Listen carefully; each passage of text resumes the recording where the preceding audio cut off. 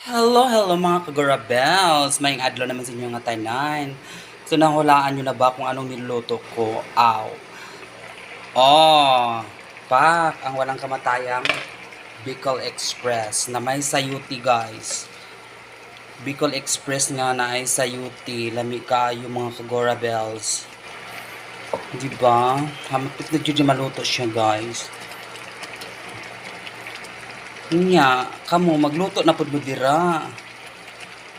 Diba? Itong tilawan mga kagora bells kung okay na dyan siya. Kung okay na ba, okay na to, mingon na po at aw. Hala kalami ba mga kagora bells. Tama na yung anghang niya. So kamo diha, magluto na pud mo oy. So mao na to hanggang sa muli. Okay na to. Char. My Bicol Express.